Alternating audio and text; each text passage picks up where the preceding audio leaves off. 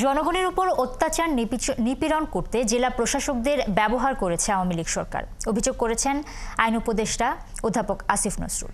কেউ যেন আর এমন করতে না পারে সেজন্য আইন এবং সংবিধান মেনে চলার পরামর্শ দিয়েছেন তিনি। মঙ্গলবার দুপুরে রাজধানীর ওসমানী স্মৃতি মিলনায়তনে ডিসি সম্মেলনে এসব কথা বলেন আইন উপদেষ্টা।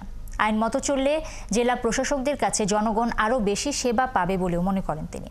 এ সময় বিভিন্ন আদালতে স্থান সংকুলন না হওয়ায় বিচারিক কার্যক্রম বাধাগ্রস্ত হচ্ছে বলে অভিযোগ জানান জেলা প্রশাসকরা। একই সাথে এই সমস্যা সমাধানের আহ্বানও জানান তারা।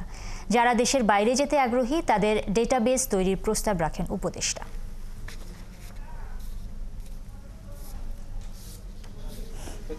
আমাদের সলিসিটর যে উইং আছে আইন মন্ত্রণালয়, তারা বেটার কোঅর্ডিনেশন করার জন্য কি কি পদক্ষেপ নিয়েছে সেটা বলি। এত বড় রাষ্ট্রের একটা রিসোর্সকে গত ফ্যাসিস্ট রেজিম জনগণকে অত্যাচার করার জন্য, নিপীড়ন করার জন্য এবং তাদের অপকর্ম জায়েজ করার জন্য ব্যবহার করা হয়েছে।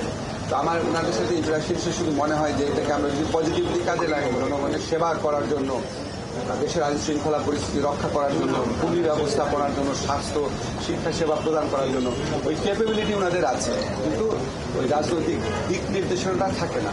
তো আমরা আশা করব ভবিষ্যতে বাংলাদেশে যেই দলই ক্ষমতায় আসুক, কোনোদিন যেন আমাদের যে প্রশাসন ক্যাডারে যে অসীম আমাদের সম্ভাবনার শক্তি রয়েছে, এটা যেন জনগণকে নিপীড়নের কাজে না লাগিয়ে আমাদের সংবিধানে যেভাবে বলা আছে জনগণের সেবা করার কাজ যেন লাগায়।